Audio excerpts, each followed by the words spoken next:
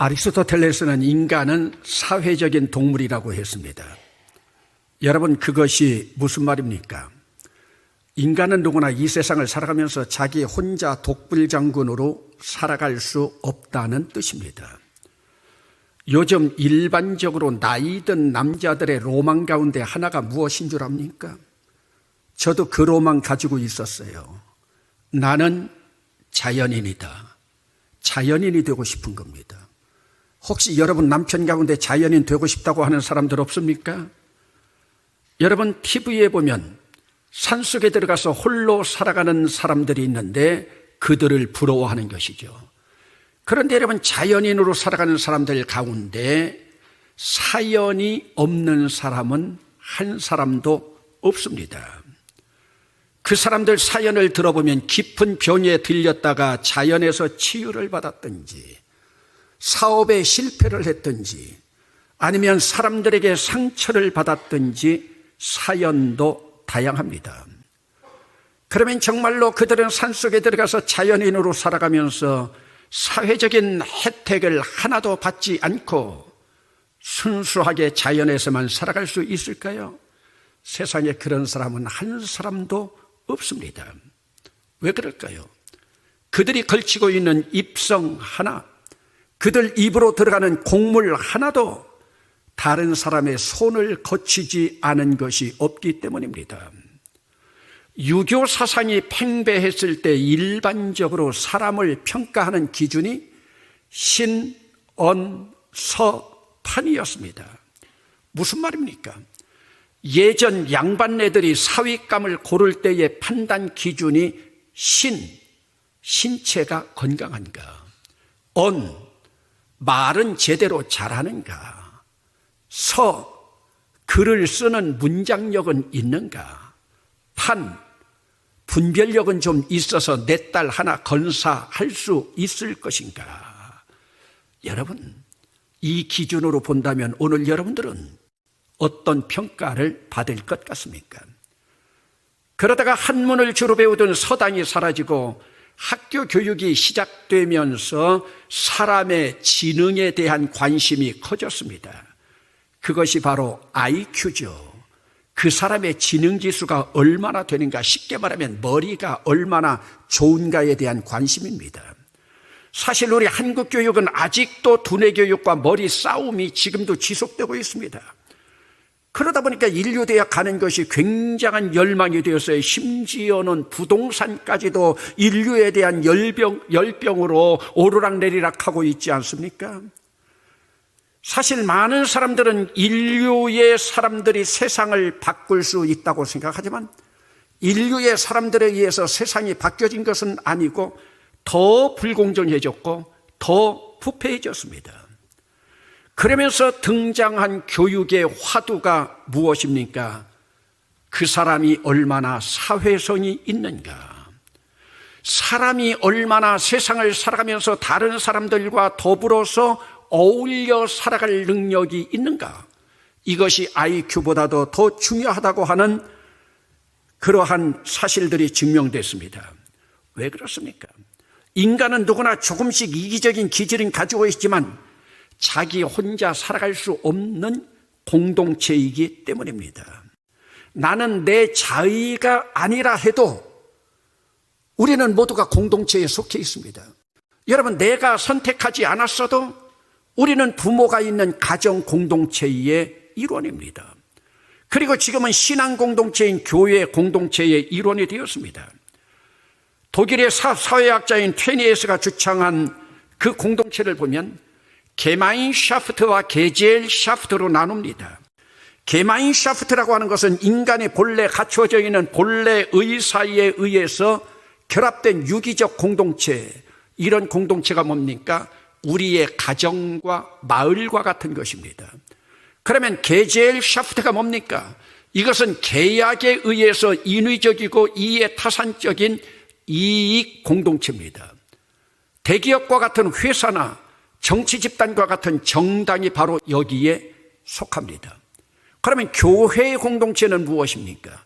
일반적으로 개마인대라고 하는 교회 공동체는 신앙 공동체입니다. 그렇다면 여러분, 오늘 우리가 신앙생활을 하고 있지만 신앙 공동체의 생명이 무엇입니까? 신앙 공동체의 생명은 관계성입니다. 그러면 누구와의 관계입니까? 먼저 하나님과의 관계입니다. 그러면 하나님과의 관계는 무엇으로 나타납니까? 이것은 바로 사람과의 관계로 연결됩니다. 나는 하나님과 관계가 좋은데 사람과 관계가 좋지 않다. 성경에 그런 말은 없습니다. 그것은 하나님과 관계가 좋지 않은 겁니다. 그러면 여러분, 하나님과의 관계성이 무엇입니까? 하나님의 언약을 통한 구원의 관계입니다.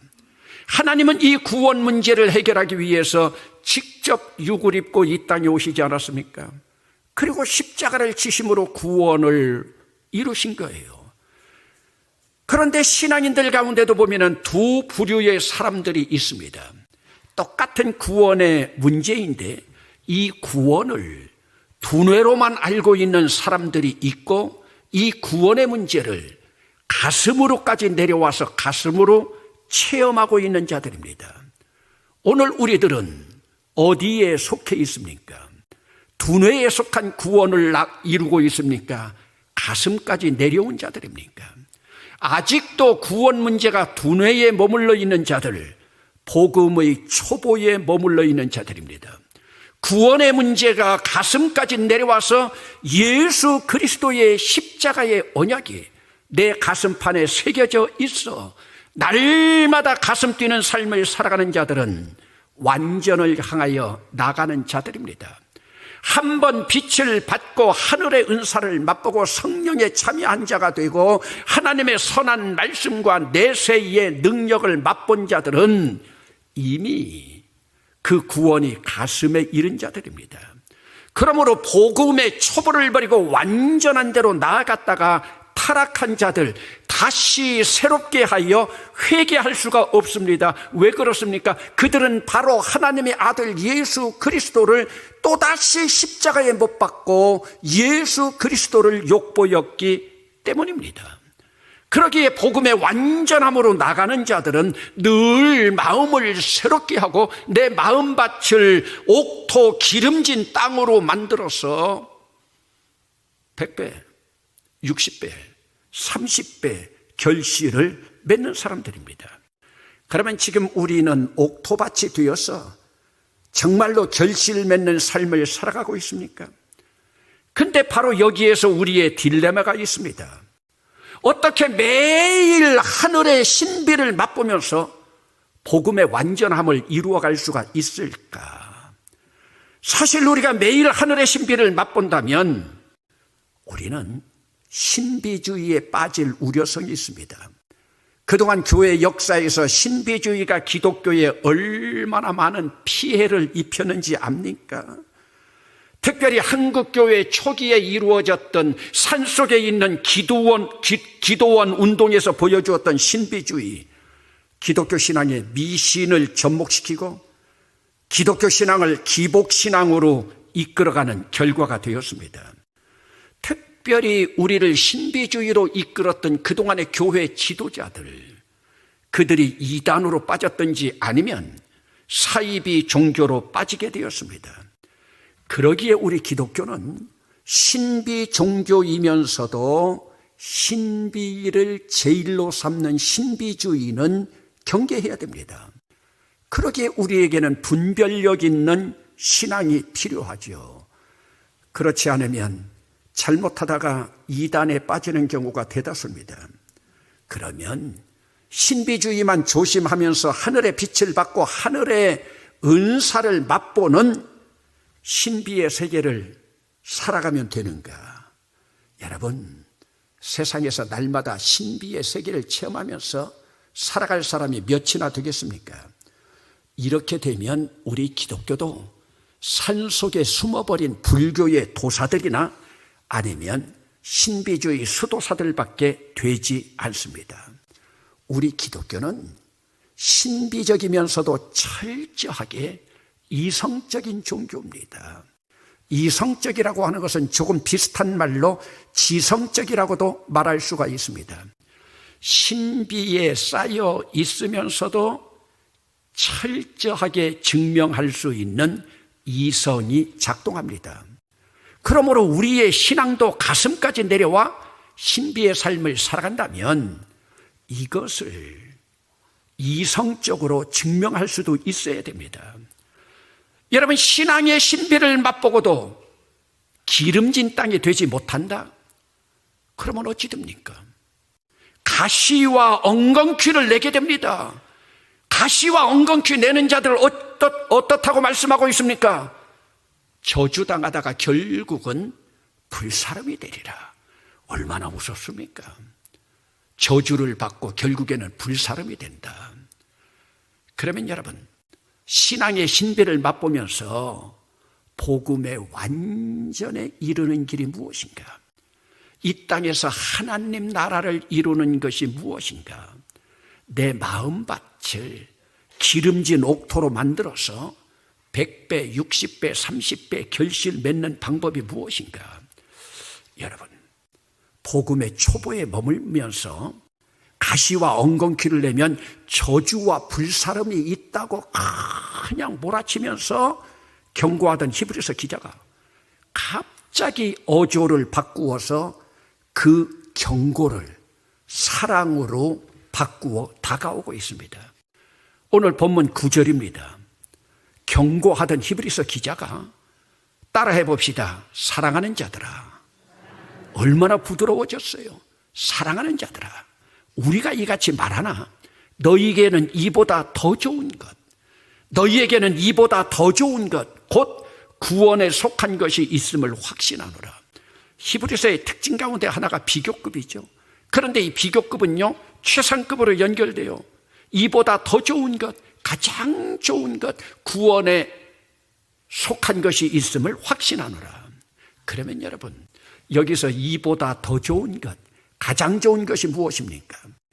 교리적인 복음의 초보에 머물러 있는 것이 아니라 성숙한 그리스도인으로 나가는 더 좋은 것, 더 좋은 것.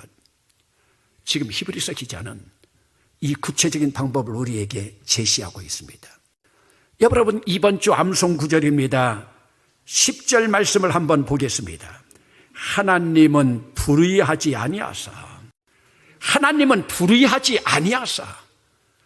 무슨 뜻입니까? 하나님은 공정하시다는 거예요.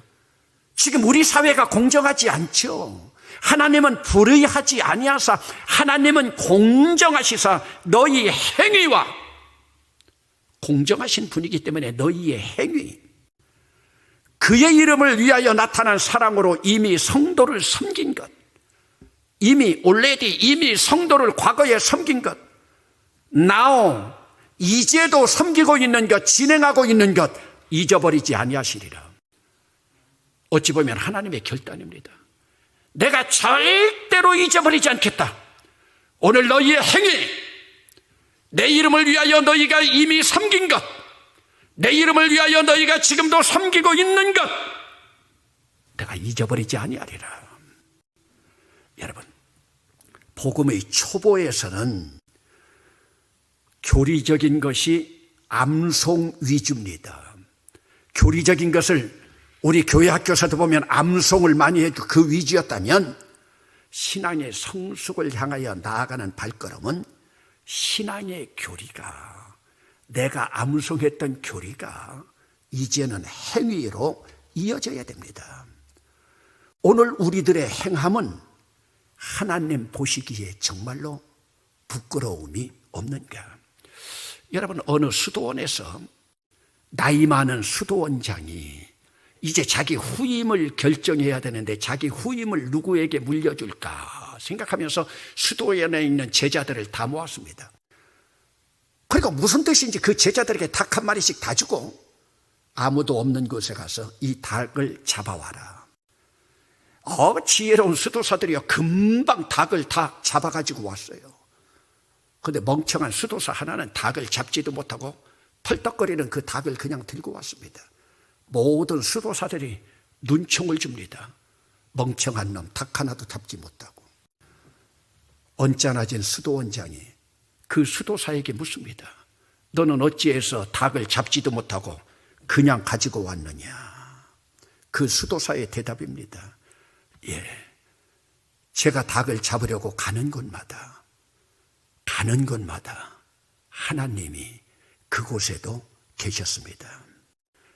결국 그 수도원장의 후임은 누가 됐겠습니까? 수도사들이 손가락질하는 멍청한 수도사가 그 후임이 되었습니다. 여러분, 이 세상에서 아무도 보지 않는 것이 어디 있겠습니까? 우리는 언제나 하나님 앞에 서 있는 자들입니다. 하나님 앞에서 우리의 행위가 부끄러움이 되지 않아야 진정한 성숙한 그리스도인들이 되는 것 아니에요? 오늘 한국교회가 세상으로부터 왜 손가락질을 받고 있습니까? 우리의 말과 행위가 일치하지 않기 때문입니다. 복음의 초보가 말이라고 하면 우리의 행위는 복음을 완전으로 이끌어가는 첩경입니다. 그리고 우리 행위까지도 예수 그리스도의 이름을 위한 것이 되어야 됩니다.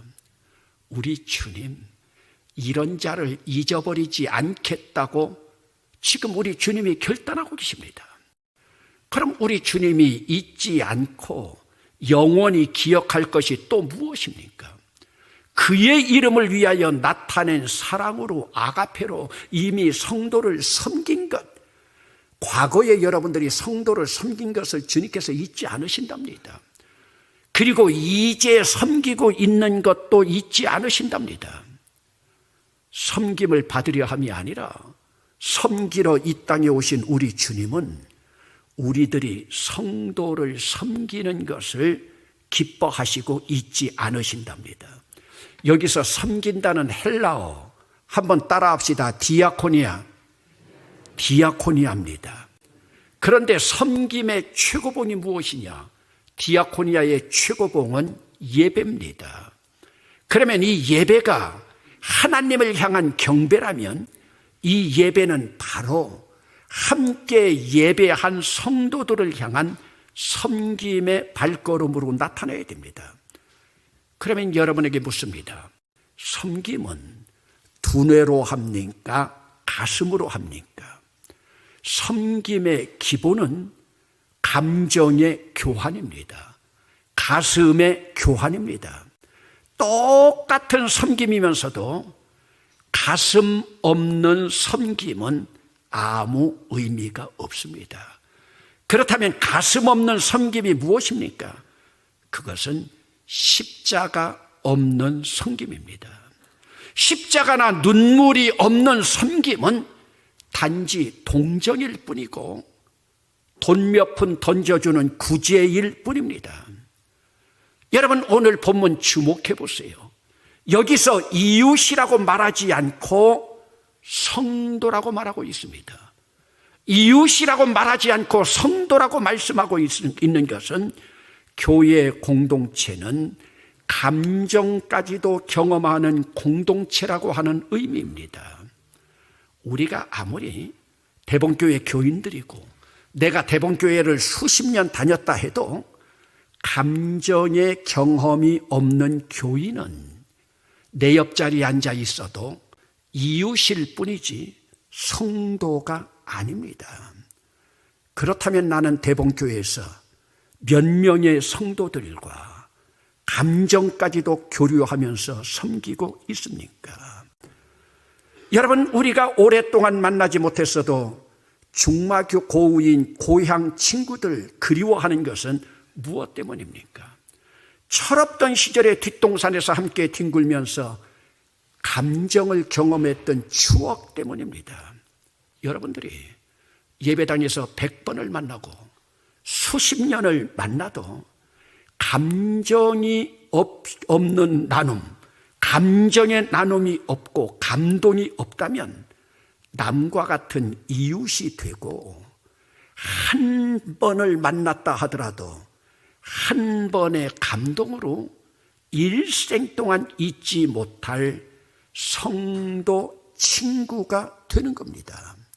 이런 자들은 이미 그 안에 하나님 나라가 이루어진 자이고 이런 자는 이미 하늘의 빛이 그 안에 들어온 자입니다. 예수 믿은 연조 자랑하겠습니까? 교인들 이름만 가지고 감정이 교류되든가요? 그것 가지고 감동이 있습니까? 오늘 히브리서 기자는 동일한 부지런함으로 이런 하나님 나라의 소망의 풍성함이 이르러야 한다고 강조하고 있습니다. 가정의 달인 5월의 문턱에서 내 신앙은 가슴까지 내려와서 생명나무 열매로 장식될 하나님 나라를 이루고 있는가? 수십 년 같은 공간에서 같은 예배 드리고 있지만 우리는 대봉교회의 성도라고 하면서 감정까지도 교류하면서 그 안에서 십자가 가슴이 우러나고 있는가?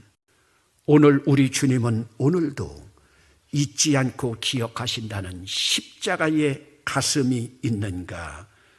눈물로 지금도 섬기고 있는가? 기도합시다.